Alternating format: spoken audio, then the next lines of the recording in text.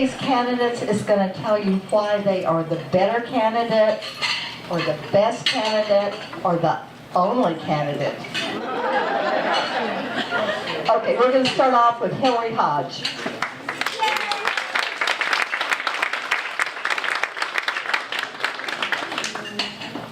A wonderful thanks to the business and professional women of Nevada County for hosting this great event.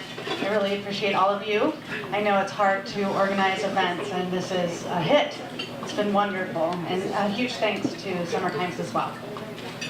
I'm Hillary Hodge, and I'm running for Nevada County's District 3 Supervisory District, which covers the city of Grass Valley and surrounding neighborhoods.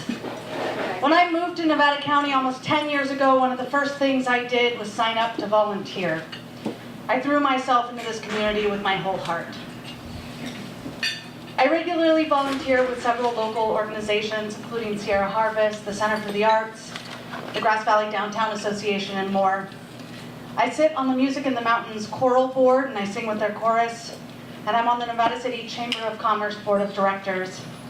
I've served our business community as the Executive Director of Sierra Commons, Nevada County's Small Business Education Center. It is my relationships and my experience that makes me the most qualified candidate for the job of Nevada County's District 3 Supervisor. In Nevada County, we have everything we need to get us where we want to go. My campaign and my election offers a fresh perspective for Nevada County. We need to think about jobs in our community. We need to support local business and invest in local talent. Most of our small business owners run their operations by themselves. Many of our small businesses are operated out of homes. We are seeing a changing economy, and it's an important thing to make sure that our small business owners are supported, and as the economy changes, they're able to change with it. As supervisor, I will help support an economic development plan that supports local people and attracts businesses that share our values. We need affordable housing in our community. Yeah. Thank you. In order to create a sustainable future, we need to make sure that young people can live here, that we have workforce housing, and that we have homes for our fixed income seniors. Yes. We need to make sure that we have innovation in our community. Our rural community deserves access to high-speed internet and the same tools that our urban and suburban counterparts share. Yes. And we need to make sure that we are ensuring public safety. We need to have innovative and creative ways to mitigating fire, danger, and risk.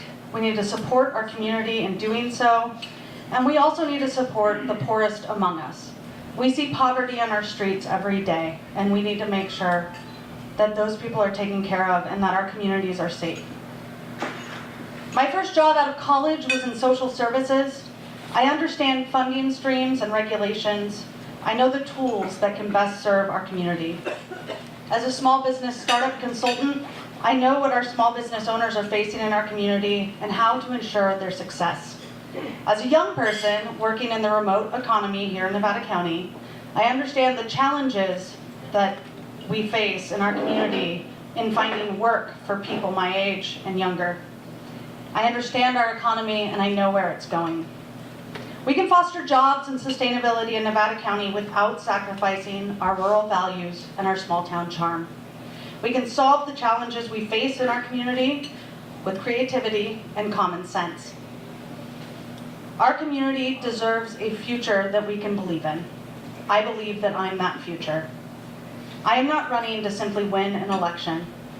I am running to do the job. I am running to do the work. I am running to serve our entire community. I am running to serve Nevada County. My name is Hillary Hodge, and I hope you'll vote for me in District 3 for Supervisor on June 5th.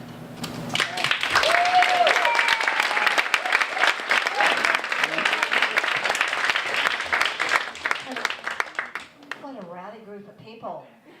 Try to hold your applause to the very end. We did try. Try harder at time. We didn't clap, we yelled. I know. Thanks. After the panel has finished speaking, there will be a Q&A. So You will have time to ask your questions. Next is Dan Miller. Other candidates, District 3.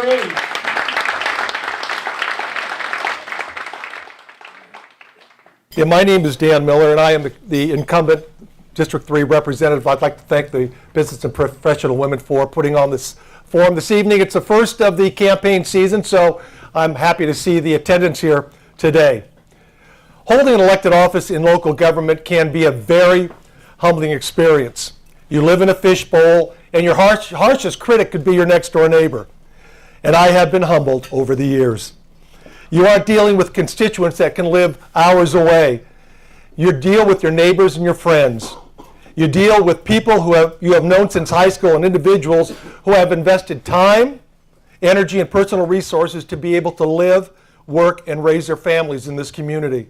When making a decision as a supervisor, they are the ones I'm thinking about. I think about the children still in school and the future that is in front of them. I think about the young families that are trying to make our community their home for the rest of their lives. I think about the people before me who had the same responsibility in the manner in which they fulfilled the oath of office, the decisions they made and the effect it has on us as a community today. Because the decisions I make don't only affect District 3, they affect the entire county. My involvement in local Grass Valley government and the lesson I have learned over the years is that you serve the people, not your own selfish interest. You represent your friends and neighbors, you represent the business owners, the school teachers, law enforcement, and fire protection first responders. You represent the retired senior citizens and the young child in preschool. You represent everyone. I am seeking re-election because I have come to respect the trust that the community has put in me and to respect the office that I now hold. And I still have a fire burning in my belly to serve. Being a supervisor is not an entry-level position. You don't learn to ski on a black diamond run. It takes time, patience, and understanding to be able to function at this level. Over the years that I have served in elected and appointed positions, the knowledge that has been developed has enabled me to address issues and solve problems that others would find difficult. I understand the process of local government and the need for patience because you're making decisions that affect everyone. Relationships are a key component when it comes to getting things done as a team. I have built those relationships over the years with business owners, with city councils, and city staff. As a member of the Transportation Commission, as chair of the Regional Housing Authority in LAFCO, as a county representative to the Rural County Representatives of California Board, I have built the relationships with other county supervisors and have gained their endorsements for re-election. Why have I been voted into office over the years? Very simply, the people in Grass Valley in District 3 trust me to make decisions that are good for the community and for them. They trust my integrity and they respect my values and principles. They know that I will gather the information and make a decision not based on political pressure or for a special interest group. They know that my decisions are based on my deep affection and love for this county, for its history and for its future. Current and former Grass Valley Council members and mayors endorse me because they know I am qualified for the position that I now hold, and they know they can count on me to represent their interests at the county level. Lisa Swarthout, current vice mayor and former mayor, writes, "I am very happy to support Dan. He really is the best champion for Grass Valley that we have ever had at the county." Quite a statement from someone who has a passionate love for the city. This job requires experience, understanding, and dedication. This is not the place for a novice with no previous experience. This is a challenging position that should be taken seriously. That requires a knowledge of governance and the ability to work as a team with the other supervisors and county staff to accomplish the goals before us. Thank you.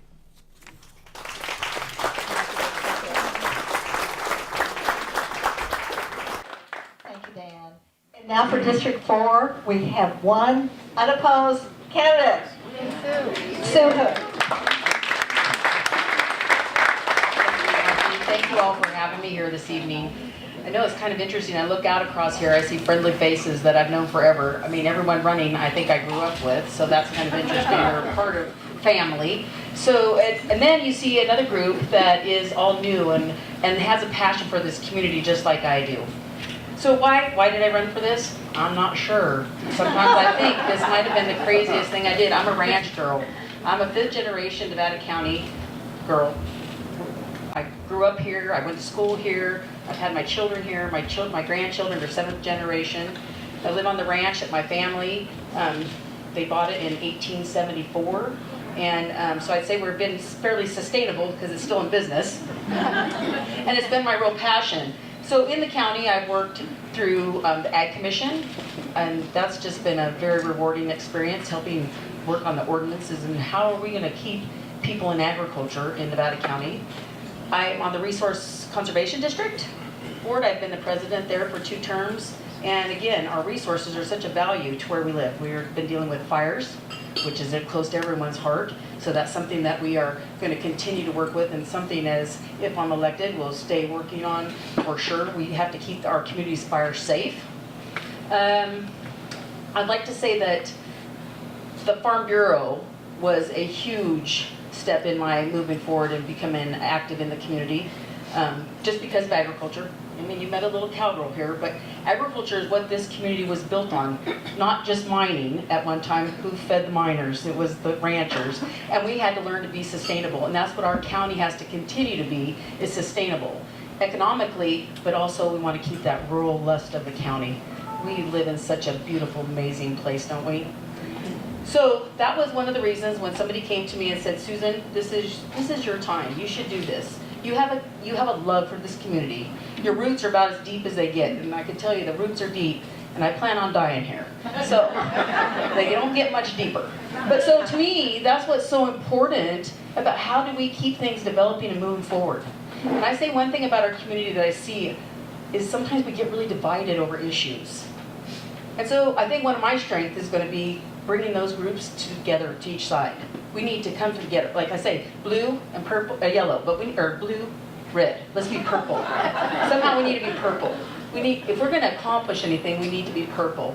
I listen to all the complaining and arguing. Let's go right to homelessness. Okay, that's a huge issue here. And boy, do I have the compassion for that, especially these cold nights that we're having. But you know what? When you move forward, we have to stop being, well, not in my neighborhood. You know, we hear that a lot. We make some distinctions of how we can fix this, and then we get stopped on this end because, no, not in my neighborhood. So those are the kind of things. We talk about broadband. Well, not in my neighborhood. So those are some of the things that I'd like to see we work forward to and make it special in this county, because if we're going to have growth, we need broadband. That's huge. Yes. We do need housing. That's huge. So, but in the same token, we need that housing where there is places for people to have services. But of course, my district is going to go all the way to North San Juan. So, what transportation is going to be a huge issue in North San Juan, as well as water. So, I think I will be a good supervisor because my heart's here. My heart's here how this place has grown and become all these years, and I want to follow my grandparents' footsteps and do what's right for this community, for all the community.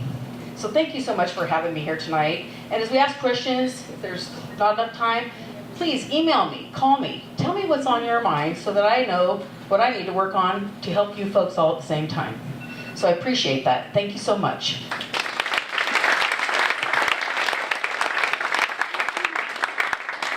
Thank you, Sue. So now let's get to the sheriff, the 3 sheriff candidates, and we're going to start out with John Foster.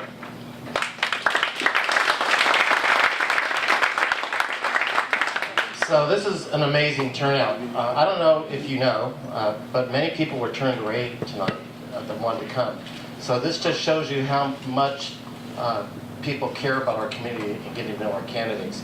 Now, the good news for you, the challenge for us sheriff candidates, we have 6 more candidate forms coming up. So, and they'll be posted on our web pages, I'm sure, and our Facebook. So there's plenty of opportunity for others that may have missed out tonight. But thank you for coming. I really appreciate you folks putting this on, and the other folks who have come here to listen to the candidates speak tonight. So many in this room I know. For those that don't know me, my name's John Foster, and I want to be your sheriff. I have over 3.5 decades of law enforcement experience. 27 of those years were in leadership experience, and there's a big difference between management and leadership. I was very fortunate to be the Grass Valley Police Chief for almost 18 years. And during that time, I was proud of the culture change that transpired during my leadership. We created better services with the community, accountability, and a deep sense of trust. The legacy that I want to continue with is to go deeper and richer with the Sheriff's Office. But I want to shift tonight, just briefly, because the incident that occurred in Florida is tragic. And as your sheriff, I think you need to know how I'm going to handle such an incident. And that is that the schools and the Sheriff's Office need to work together, not on a press release, but live. Many people don't know the Sheriff's Office signs off on all the school safety plans. And as your sheriff, I will ensure you that we will have best practices in those safety plans, and those safety plans will follow the state mandates. Part of that safety plan is practicing with the kids, the children, and the teachers in the schools. And we will go into the schools and we will practice, and these kids will learn how to escape danger. And the deputies will be present, not for us to practice, but for us to be there to support the teachers and the kids during these practice sessions. The second item that is important is I will create a multidisciplinary team with school officials and law enforcement. State statutes allows us to share confidential information that we can share with school administrators. The goal is to prevent these shootings and these tragic incidents before they occur by sharing that very valuable information with the school districts. My proven track record and my leadership skills define me as the best candidate for sheriff in Nevada County, and I promise you that I will work collaboratively with the schools to make our schools safe and our children being able to come home each day from school. So thank you.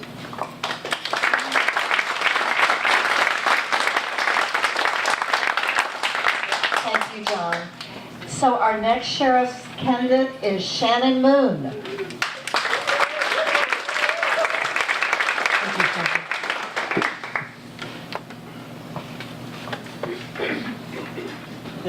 This is a nice view. You can see the view from where I stand, right? Thank you to the business and professional women of Nevada County for organizing our event tonight. I hope, as you realize as I do, that I am a product of your organization and your mission. I am Shannon Moon, and I'm running to be your next sheriff because I genuinely care about this community, and I believe we deserve the absolute best in public safety services. I am the most qualified candidate to lead the Nevada County Sheriff's Office into a new direction and into the future. I was fortunate enough to have been born here in this wonderful community 50 years ago, even though women aren't supposed to say their age. And I am a product of amazing parenting. I have chosen to stay in this community and raise my own family here. I have dedicated my entire 27-year career to providing law enforcement services to this community. As a 27-year career employee at the Sheriff's Office, I have had the fortunate opportunity to work for 4 different sheriffs in this community, each with very different leadership styles. I believe that as a public servant, my loyalty lies with this community and the mission of our organization. I was 22 years old when I started at the Sheriff's Office. Seems like a long time ago. I started as a correctional officer in our correctional facilities. Then, in 1990, Sheriff Bill Heafy hired me as a correctional officer, and I worked at our downtown main jail. I worked at our detention center, which was a minimum security barracks out on Willow Valley Road, as well as the Truckee Jail, and then what I like to call the new jail, opened in 1992, the Wayne Brown Correctional Facility. As I was a correctional officer, I decided I wanted to become a deputy sheriff. So I took the initiative, and I put myself through the academy while working full-time on the graveyard shift inside that jail. I graduated at the top of my class, and I think most importantly for me in my career, the academy that I chose to go through was in Sacramento, California. and I was exposed to other women in law enforcement, and as important, other women leaders in law enforcement. I was hired as a deputy sheriff and quickly became a detective in our office and worked both our major crimes unit and our narcotics task force as a detective. I was promoted to sergeant, lieutenant, and captain, which is the highest level attainable in our office, each being the first woman to earn that rank in the history of our department, dating back to 1851. As a captain, I have commanded all 3 divisions of our sheriff's office. At every job, I have promoted innovation and found efficiencies in the services that we do provide. My vision is to restore the trust and partnership with the sheriff's office in our community, to develop better relationships with all of our community members, no matter your political, religious, or business affiliation, to collaborate with our other law enforcement partners, our service providers from both county and city entities, and our wonderful, wonderful nonprofit organizations.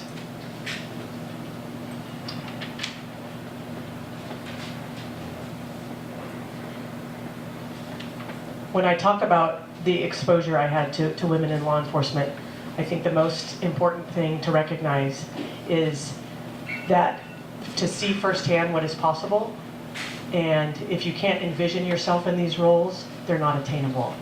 So my name is Shannon Moon. I hope you vote for me for sheriff in June of 2018. Thank you so much.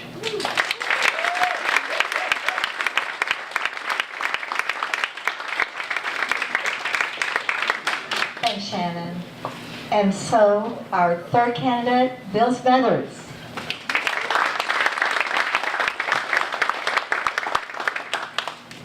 Good evening. I'd also like to thank the Business and Professional Women's of Nevada County for hosting this fine event tonight, and it's great to see a wonderful turnout from the community. Can't hear you. I'm sorry. Is that better? Yes. Okay.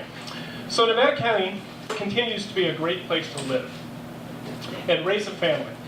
Yet, having grown up here, being born and raised here, just like a lot of the other candidates here, I can tell you that the face of Nevada County has changed drastically in the recent years. Some of the changes have been for the good, but others, especially from a law enforcement standpoint, have been very discouraging. The Sheriff's Office and surrounding agencies have been seen an increase in the crime level and the drug use, along with the homeless population too. Nevada County has some challenging times ahead of them, and there's some tough decisions that need to be made.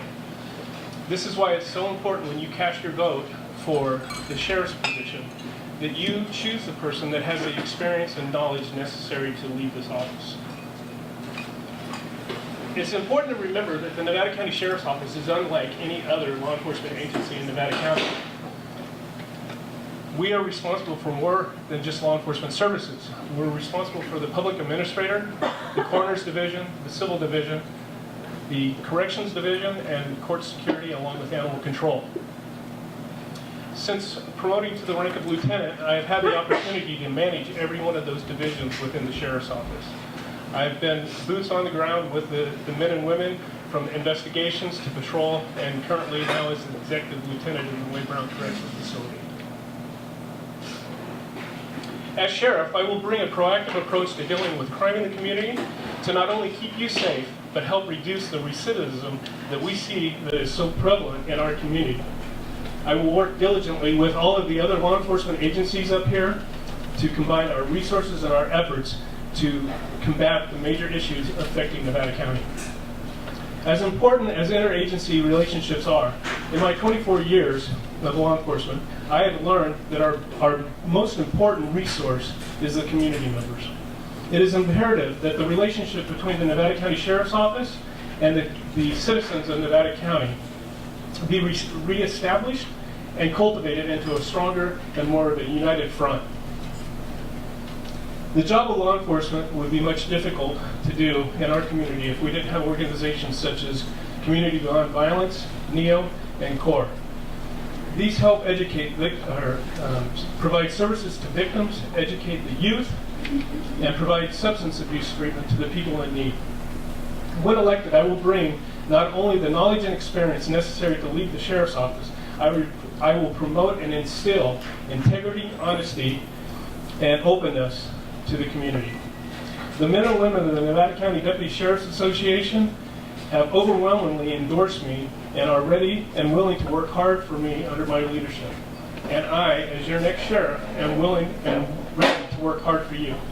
Thank you very much. And please, I do also have a website. There's other points of view that I have on there. My cell number's on there. I'm more than happy to take calls from anybody, answer calls for service too. So thank you very much for having me tonight. I appreciate your time.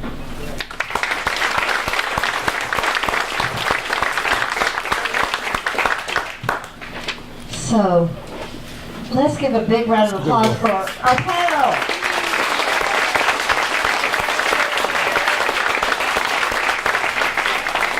Some of them have literature in the back. As you leave, you can pick up some pamphlets. I have a question for the three sheriff's candidates as to how they will address the concealed carry weapons on schools. Can you clarify what you mean by on school grounds?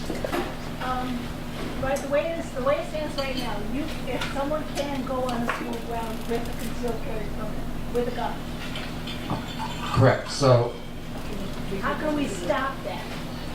the question is, how can we stop carrying concealed weapons on school grounds? I guess my response is the current concealed weapons process has a vetting process. The people carrying concealed weapons go through a background check, which includes fingerprinting. They go through a vetting process of an interview. They're qualified to be trained to carry the weapon. And then the other area is we only have approximately 1,400 people that can carry concealed weapons on school grounds, if that was the case, through Nevada County. So I don't see us changing any practice. That would be up to the schools working with their sheriff to see if they want to work on possibly changing the practice. But right now, they're allowed to carry guns on school grounds. So I'm not seeing any change except if the schools want to work with the sheriff's office to come up with some kind of policy or practice to deal with that. Would you advocate for a change? Can we need to have each candidate answer that. Take a follow. Thank you. Thank you, John. So it's my belief that school grounds, school private property can control who's carrying any weapon on their personal property, because that is the school's property. The CCW permit, the concealed carry permit that the sheriff's office provides is the privilege to carry concealed. It's up to the private business whether or not they're going to restrict that possession on their property. So the question in and of itself, most of the schools in Nevada County do not allow possession of any weapons on the school grounds. Therefore, the CCW doesn't give you any extra permission. All the CCW does is allow you to carry concealed in public. Part of carry concealed for the sheriff's office is vetted by the captain of operations, which is what I've been doing for the last 7 months. So I've been doing the permitting process to assure that the backgrounds are clear, the training certificates have been provided. Thank you.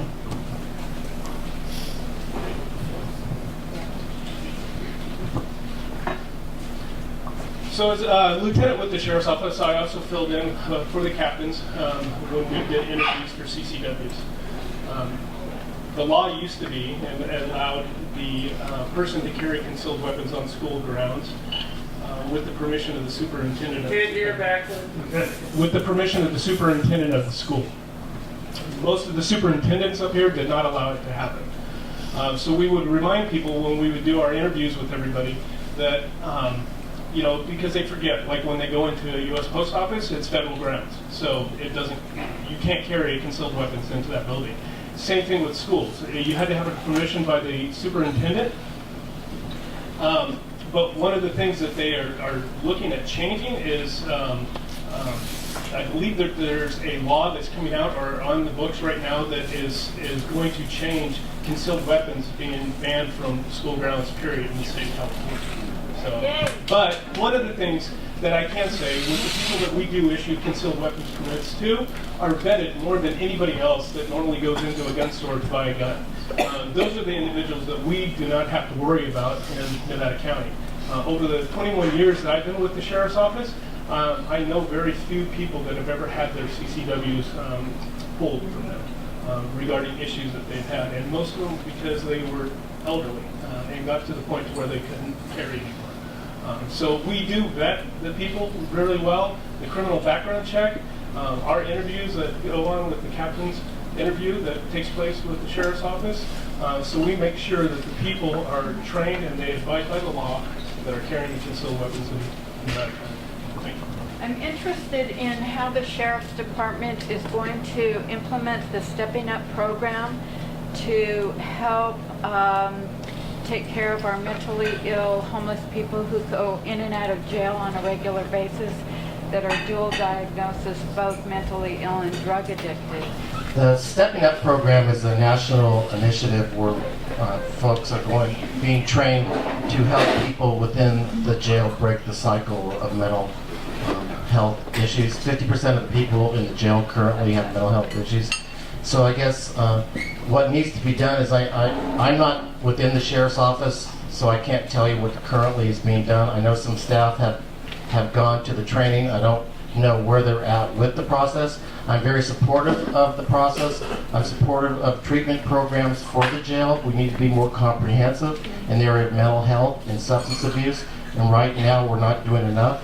As far as stepping up, the last I heard is it's not fully in effect. So my goal would be to fully implement the program and help break the cycle of these people with their mental health issues, and then also give them the opportunity to have a plan when they get out of jail, that there's treatment set up for them, so they're just not released and then let out on the street. They're actually going into a program. So that would be my goal. Thank you, John. So I was fortunate to be on the initial Stepping Up initiative team. So I believe it was January of 2016. Myself, along with our public defender, Carrie Klein, our district attorney, Cliff Newell, our health and human services director, Michael Hagerty, one of our substance abuse managers, Nicole and Bronny, and I think that was it for our group. Went down to Sacramento for the training. It was an amazing day, filled with about 54 other counties that were basically signing up to be on the Stepping Up initiative. And it is an initiative, and that's the reality of it, is you talk to most folks and they want a solution immediately. And an initiative is basically awareness. And the awareness is trying to recognize, to get people that are in mental health services, not in the criminal justice system, so that we don't incarcerate our mentally ill unless a crime has been committed. So sometimes it's difficult at the patrol level to differentiate what came first, the crime or the crisis due to mental illness. What we did do for our Stepping Up program, and the lead for our group was actually Mike Ortola from probation, was we talked about opening the ability for folks on criminal conviction to get into the mental health court, which is an amazing program to try to get people out of the criminal court system and back into treatment and facilities where they can literally not have the stigma of an arrest on their convictions. Part of Stepping Up is also recognizing that when we do incarcerate because of a mental illness, we have to provide services for them while they're in our jail. And opening up the ability for access for programs to come in is integral for our Sheriff's Office. It is an amazing,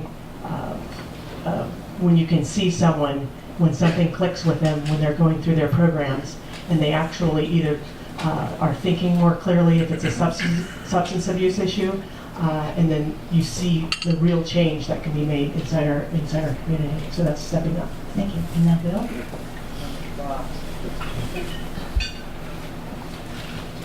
So as the executive lieutenant at the White Ground Correctional Facility, that is one of my duties. I work on the contracts, and I also do the programs within inside the facility.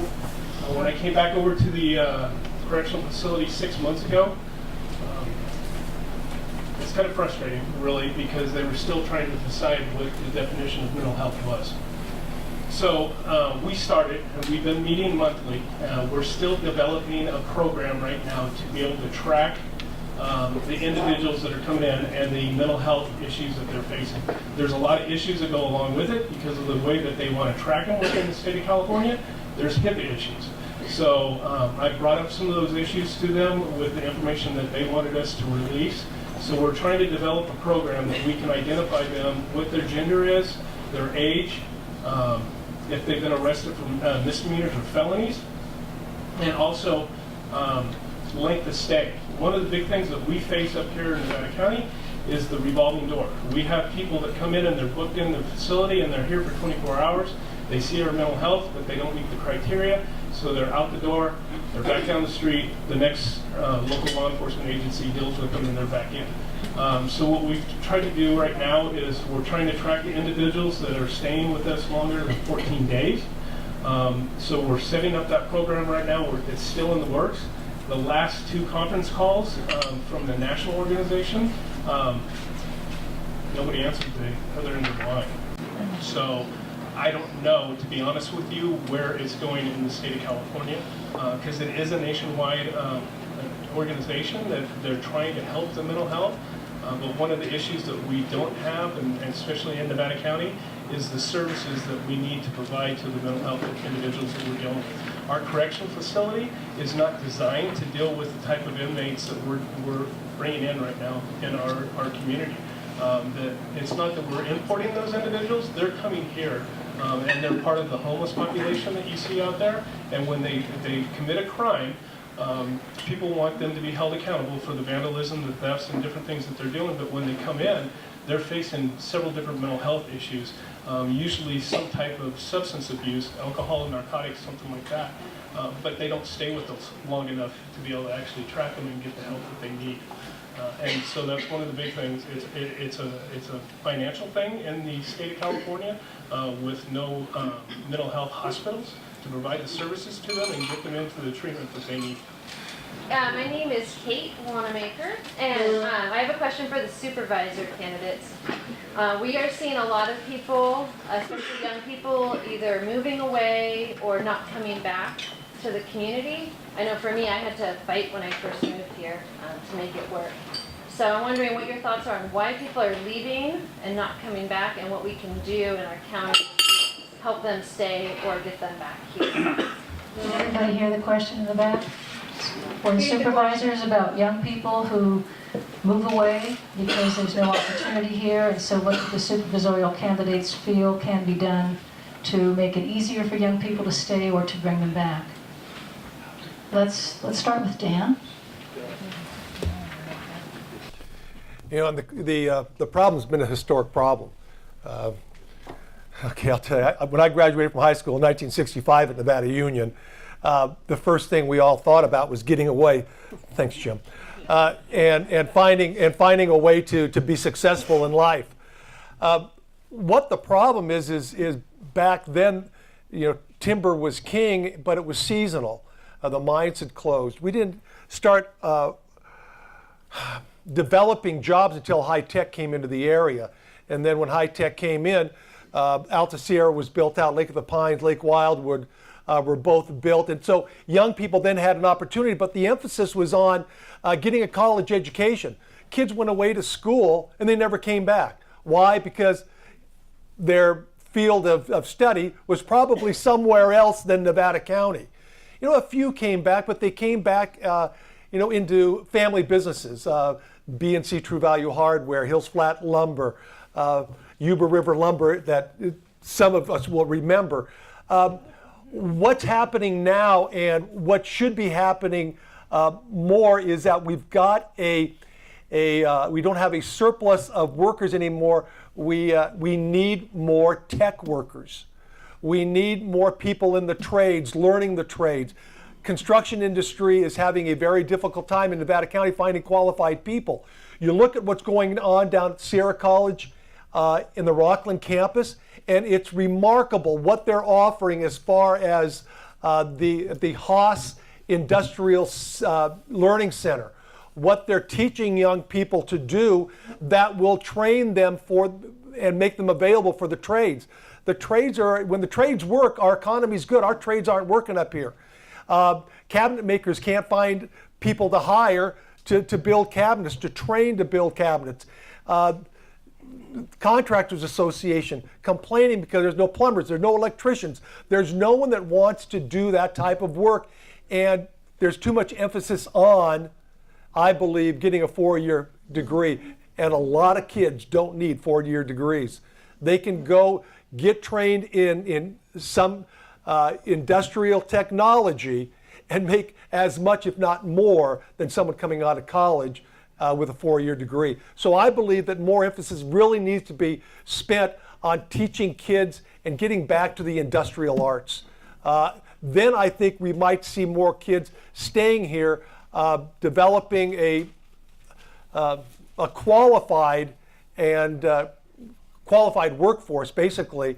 But they're still going to move away. Fortunately, I've been seeing kids come back into the area that had moved away, realize that, you know, the pot of gold isn't at the end of the rainbow. You know, it's where you were raised, and they've been coming back, and they've been developing their own businesses.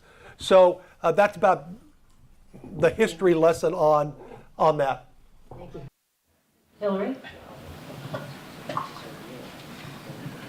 Thank you for asking that question. This is something that I'm very passionate about. I met Andrew and his wife Maya when I first moved here, and we were immediate friends.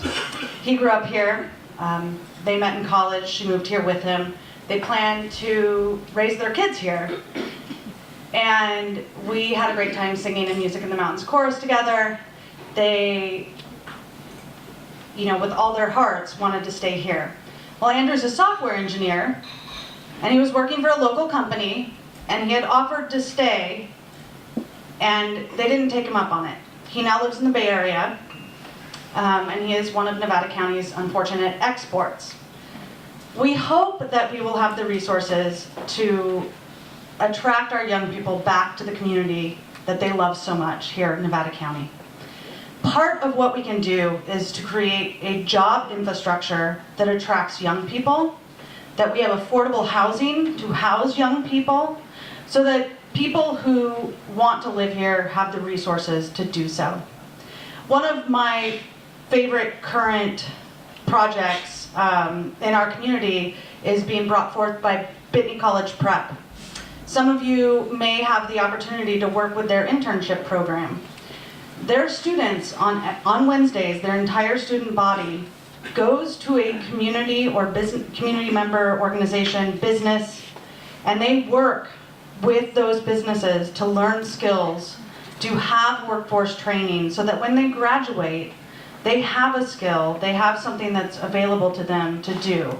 And that may be something that they can do here, it may be something that they take with them to college, but hopefully it's something that they're able to bring back. So I think if we provide an infrastructure for jobs, if we provide an infrastructure for affordable housing, we will see more young people being able to stay. I also think we need to take advantage of the remote economy and the gig economy. This is something that is working really well for young people. This is something that people can do from their homes, from a co-working space like Sierra Commons, where I work, where people with a skill can work within our community, can work with companies who are not here doing a service for them, and making sure that they have access to create a job with a livable wage and to have a sustainable future here in our community.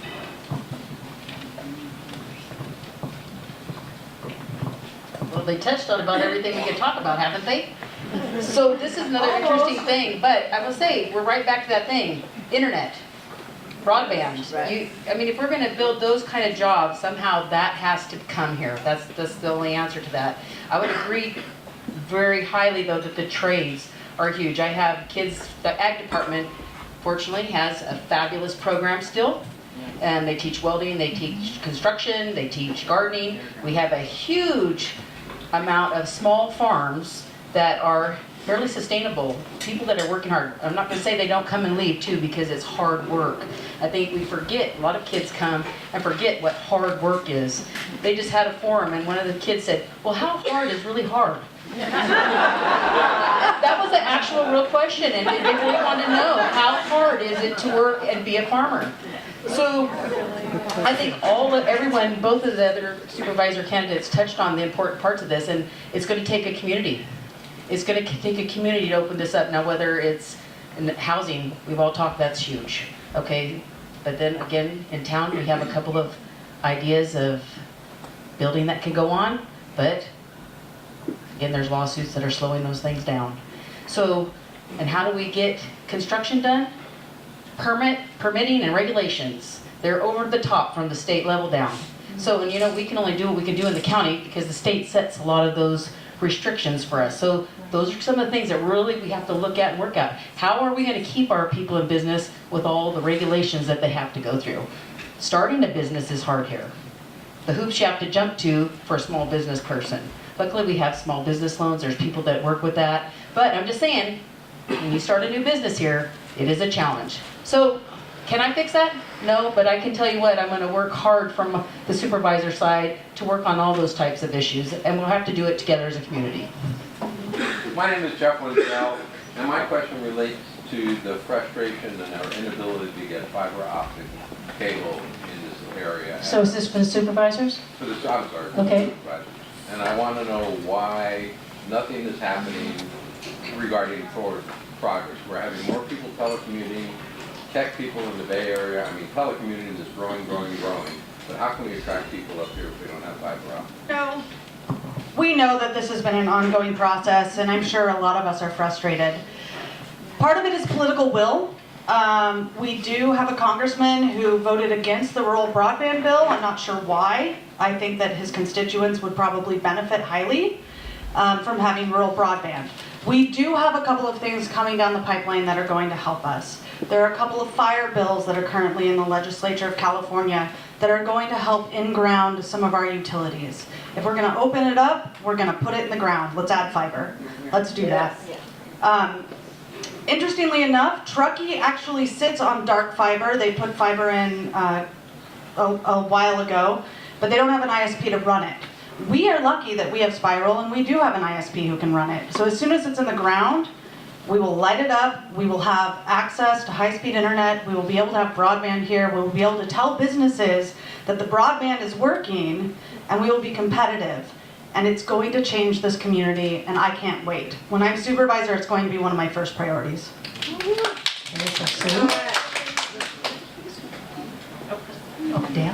Yeah, we've been struggling for a long time now. Cap and trade money, which most people don't understand what cap and trade money is for.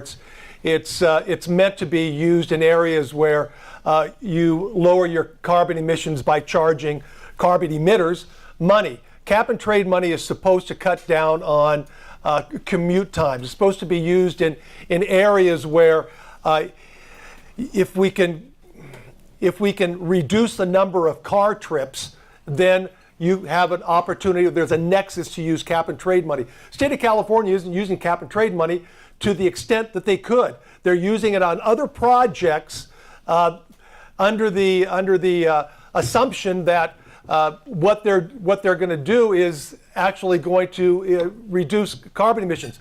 We need to use cap and trade money for fiber optic. We are an underserved area. We talk to our assemblymen, we talk to our state senators, we talk to our congressmen and say, we are underserved. This is a rural area, but all the political will lies in the urban areas. All the votes lie in the urban areas, and we have to fight for everything we get. Fiber optics is a huge advantage. Sure, spiral internet, looking at a 16 million PUC grant. Problem is, we've got to find matching funds in order to use that PUC money. The fiber optics is intended to go out Highway 174 and give service to that underserved population. So we hope that using cap and trade money is going to provide some financial means for us to put fiber optic in the ground. Third is not easy because they already talk about everything you want to talk about. So one thing I will tell you though we should be thankful for, at least we still have landlines. So that's been,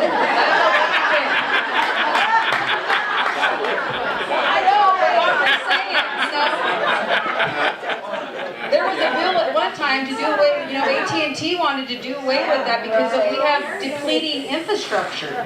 So I'm just gonna say, so there's one thing, let's be thankful for we do still have landlines. But I know Sierra Business Council as well, and we went to a workshop, the Board of Supervisors had a workshop, and I can tell you this is upfront and personal to them as they speak. And I'm not a supervisor yet, so, but when I am, I'm gonna tell you this is an important, because I can tell you, I live in Penn Valley, it's rural, and thank God I don't have dial-up, but I am at the end of the DSL line, and it's a struggle for folks, because even broadband is tough in some places, especially if you're in a hole. So we do know how important it is, and it will be something that everyone in the supervisorial positions are gonna keep working at for sure. We have time for 2 more questions. Way in the back there.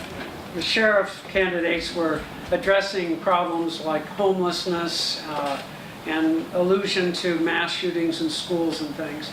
But this is going to be directed, I think, to the supervisors. Chronic homelessness, mental health are problems that go far beyond our county borders. And I would like to hear about what you as supervisors would do to advocate for solutions that really require a more consensual state or federal problem-solving approach. That's a big one. We'll start with Sue. So I'm just gonna say, I think that's the hardest part, because at the federal level, of course, and we have no control there particularly. We have, our state hospitals are gone. And so what we've talked about specifically is these revolving door situations. We spend a lot of money, the county spends a lot of money in mental health. And it is stuff that, we talked about people in jail. You know, unfortunately, if you go to jail for about 15 or 20 days, you're on the verge of making a little bit of a breakthrough. But if you go, let's say you get put on a 5150, and you go in, and your 3rd day in there, though, you become coherent, well, then you don't want to be there anymore. And so you say bye-bye. So we don't have any control over keeping those people where we could actually give them the services that they do need. So how do we change at that state level? We walk the halls. Even with Farm Bureau, when we go down, we talk about agriculture, but mental health is a huge issue. I have a sister that deals with substance abuse. So I watched the revolving door go round and round and round. And would I like to see that fixed? And I would say, when I am supervisor, that's one of the committees that I look forward to being on, because I think that we can make changes. They might be baby changes. We're not going to fix everything by any means, but we can do it differently in our community. I think that the sheriff's department's hot on it with the Step Up program. I think that we have some great people working over in behavior health, but we have to give them the tools and the extra finances to be able to handle that. Actually, if there's a 5150 and police are involved and there has to be a hospital stay, the county and the Mental Health Services Act funded the crisis stabilization unit up at the hospital, and so someone who's in crisis, instead of being treated in the emergency room, they're treated in the crisis stabilization unit, where there's a psychiatrist and a nurse on staff the entire time. The problem with homelessness, and Polly can tell me that about 75-80% of those people that are homeless have a mental illness. And mental illness comes on in different ways. Nutrition, exposure, just a lack of feeling like you're a failure. We had a chance last year to visit a 24/7 facility down in Petaluma, the COTS. Mike Johnson, who's the executive director, was homeless for 8 years. We need to give people a purpose in life. The county is spending this year $500,000 directly related to dealing with the homeless issue. It's something we've never done. It's a priority A for the county. That's what we're going to do. What we want to do is we want to create a first daycare center where the homeless during the day can go and get their laundry done, receive services from the county. Because the county workers, social workers, can't go out in the woods and find these people. But if you create a place where you can reach them and give them the services they need, it's a step forward. Ultimately, we want to see a 24/7 facility here in Nevada County. we're going to have to find a way to fund that 24/7. But then you have people there, you make them accountable for the time they're there, but they have to go through the services. You got to end the cycle of homelessness, and you have to give people a purpose to live. And mental health and behavioral health are both totally sold on this. Social services, Michael Hagerty, they're heading in that direction. The Board of Supervisors, we are heading in that direction because we have to end that cycle of homelessness. We have to get these people off the streets. We have to get them out of the woods because of the fire danger that they create. Constituents are continually complaining, but to end that cycle of homelessness, you got to give people a purpose for living.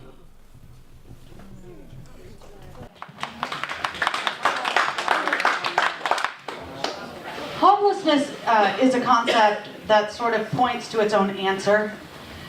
You asked about the full spectrum of services and how we incorporate everything.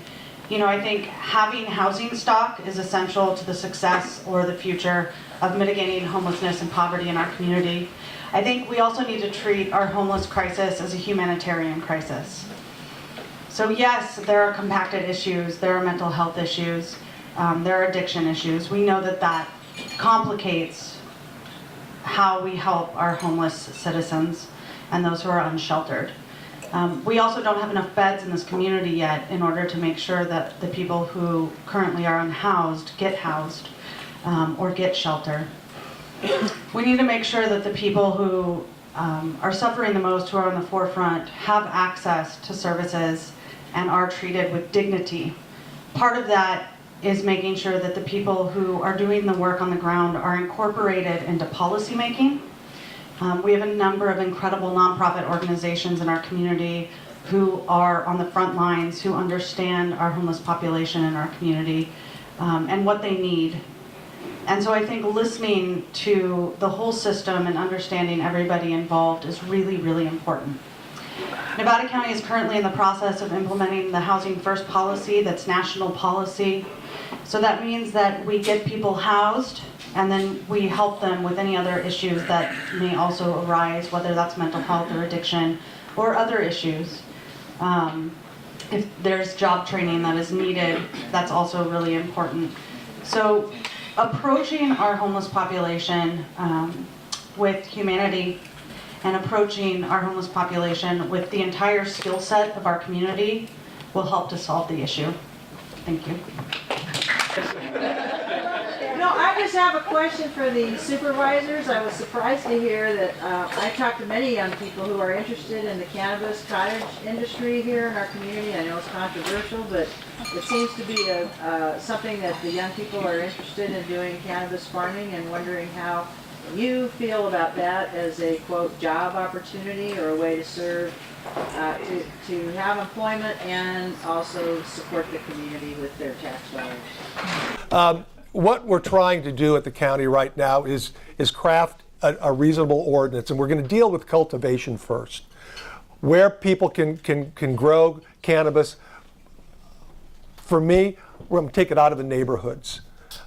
It's not a good thing for neighborhoods to have to suffer. We'll move it out into the ag areas. Where yeah, I was looking at Susan. Where it belongs. The thing that the state has, they have 17 license types. We are not going to be able to deal with all license types right now. We're going to have to take it a step at a time. We're going to get the cultivation ordinance in place, and then we will deal with testing, manufacturing, the cottage industry, where it can be located, how many plants, or what's the square acre size. We've handed it to county staff. We're going to have another meeting March 6th where the community will be able to come back again and give us their opinions and ideas. But as far as a job generator, it's really hard to tell until we actually start moving in that direction. Compliance is huge. Track and trace is huge. What our county is going to look like in 10 years is really going to depend on how realistic we are as far as cannabis cultivation in Nevada County. Right now, we are going to permit cultivation for medical purposes only. We're not going to deal with the adult use. Prop 64 gives people 6 plants to grow indoors for their own personal use. Anything over 6 and someone's selling it someplace where they're not supposed to. But we'll deal with the medical use because there are recognizable and significant medical advantages for people to use cannabis. Forest Herd Sun Silas is the primary example of that. So we're working on regulations. We're going to be very deliberate in how we do it.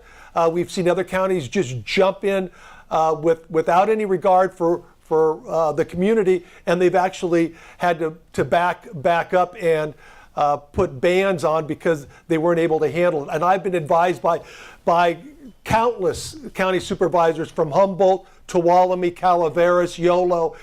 They all say, Dan, you guys take it slow, because you want to be able to know how county staff is going to be able to handle it.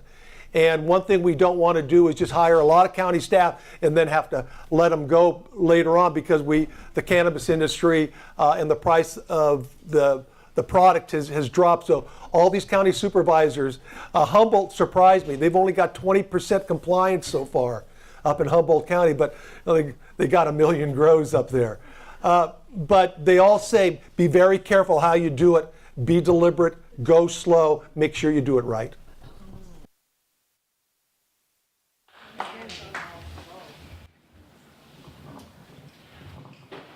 So I think the question was, do we think there's room for economic development and jobs? The state of California made it legal. And as we move forward in this medical side of it specifically, yes, there's going to be.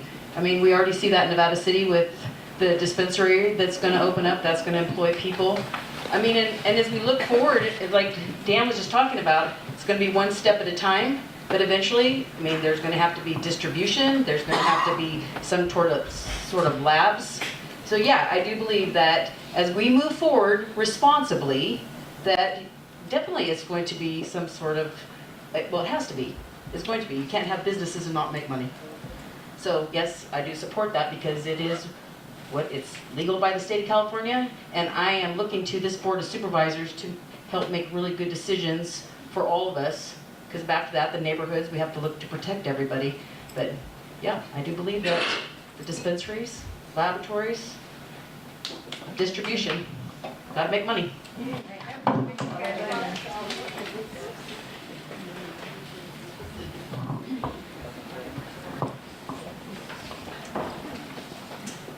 The cannabis industry is not an emerging industry in this community.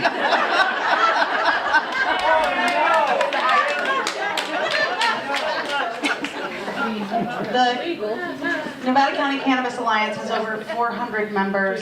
It's a community advocacy group.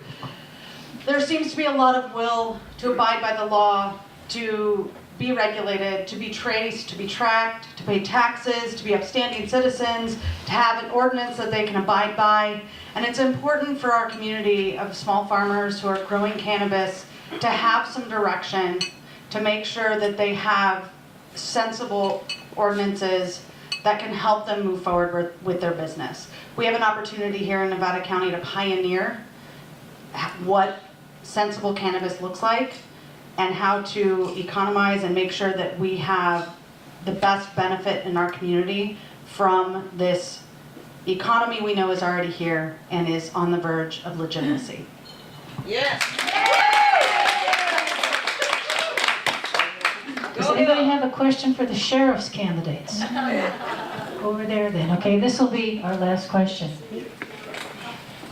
Yeah, I'm Kathy Davis, and I'd like the sheriff candidates to describe what they've done in leadership roles to diversify their officer populations, with minorities and women in particular, and what steps they've taken to have that diversity effective in their organization.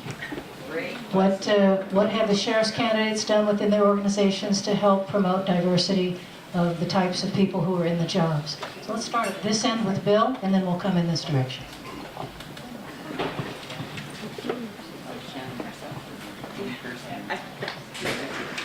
So, as a lieutenant within the sheriff's office, I've sat on oral boards, obviously, but I don't have the hiring power of the sheriff, who makes the final decision regarding that, or the promotional power that the sheriff has.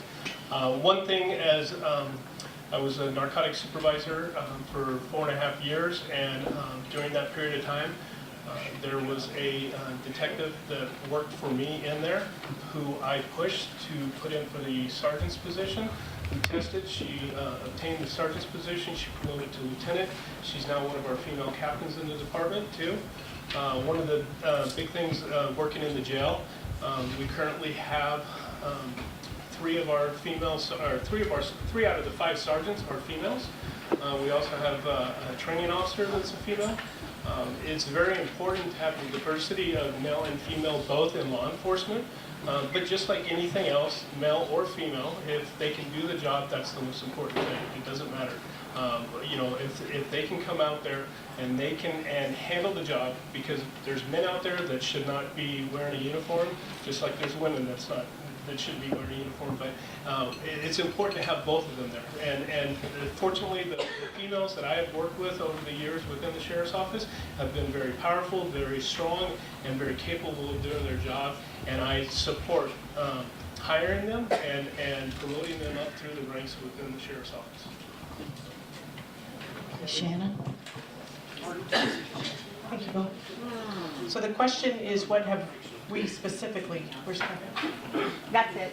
Yeah. what we specifically have done. So I walk in the door as a female. It has been part of my goal to be a mentor and a leader in my presence. If I didn't have the ability to meet a lot of the women leaders in law enforcement that I met at the young age of going through my academy and seeing and envisioning yourself in those roles, it's hard to attain promotion within any organization if you don't see yourself there, right? Part of my history and who I am is I am also Native American. So part of looking at diversity isn't just always gender. And we have to recognize as different genders, we lead differently, we police differently. Part of what I think that collaboration with what men and women do in law enforcement and how we work together, when you have that teamwork together, you can provide great services for our community. So in my current role as a captain, I also sit on lots of oral boards for promotions. I do have a voice with our sheriff when we do hires and we do promotions. And I think that's one of the most important roles that we need to look forward in your sheriff, is the recognition of how important that decision is. Assuring that the people that are coming to work for you and provide your services in law enforcement are doing it for the right reasons.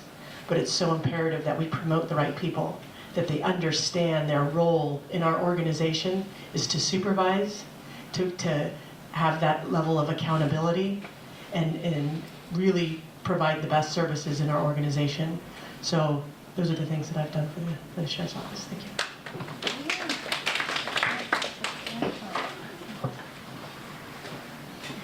Well, I've been very fortunate. My career started in Palo Alto. In Palo Alto, we were a very progressive city, and we recognized the importance of diversity, gender, people, the underserved minorities in our community. And so we hired people that were reflective of our community. When I came to Grass Valley, the former police chief had a mandate: no female police officers and no male dispatchers. So I changed them. I hired the first female police officer, and many after that, and I hired minorities, and I hired the first male dispatcher. So it's important that you represent the community needs, and your workforce is reflective of your community and what your community values.